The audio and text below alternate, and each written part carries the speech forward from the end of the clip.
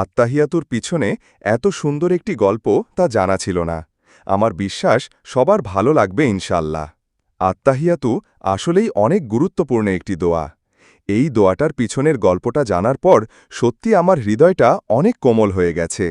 আত্তাহিয়াতু আসলে আল্লাহর সাথে আমাদের মহানবী সাল্লাল্লাহু আলাইহি ওয়াসাল্লাম কথোপকথনের একটা অংশ, যা আমাদের মহানবী সাল্লাল্লাহু আলাইহি ওয়াসাল্লাম ইসরায়েল মিরাজ যাত্রার সময় হয়েছে মহান আল্লাহর সাথে। মহানবী সাল্লাল্লাহু আলাইহি ওয়াসাল্লাম যখন আল্লাহর সাথে কথোপকথন শুরু করে তখন আল্লাহকে আসসালামু আলাইকুম বলেননি। তাহলে কি বলেছিল? কারণ আমরা মহান আল্লাহকে বলতে পারব না, আল্লাহ আপনার উপর শান্তি নাজিল হোক।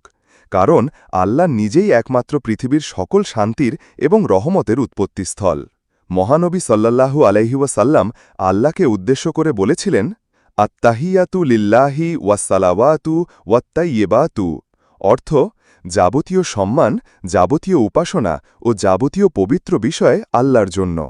ওরে মহান আল্লাহ বলেন, আসসালামু আলাইকা আইয়ুহান নাবিয়্যু ওয়া রহমাতুল্লাহি ওয়া বারাকাতুহু, অর্থ হে নবী, আপনার উপরে শান্তি বর্ষিত হোক এবং আল্লাহর অনুগ্রহ ও সমৃদ্ধিসমূহ নাজিল হোক।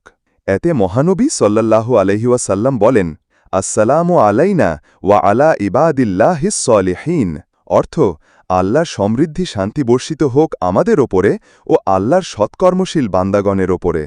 মহান আল্লাহ এবং মহানবী সাল্লাল্লাহু আলাইহি ওয়াসাল্লাম এই কথোপকথন শুনে ফেরেশতারা বলেন, আশহাদু আল্লা ইলাহা ইল্লাল্লাহু ওয়া আশহাদু আন্না মুহাম্মাদান আবদুহু ওয়া রাসূলুহু, অর্থ আমি সাক্ষ্য দিচ্ছি যে আল্লাহ ব্যতীত কোনো উপাস্য নেই এবং আমি সাক্ষ্য দিচ্ছি যে মুহাম্মদ সাল্লাল্লাহু আলাইহি ওয়াসাল্লাম তার বান্দা ও রাসূল। সুবহান আল্লাহ। এখন আমি এবং আপনি আত্তাহিয়াতুর গুরুত্ব এবং পিছনের ইতিহাস জানতে পারলাম।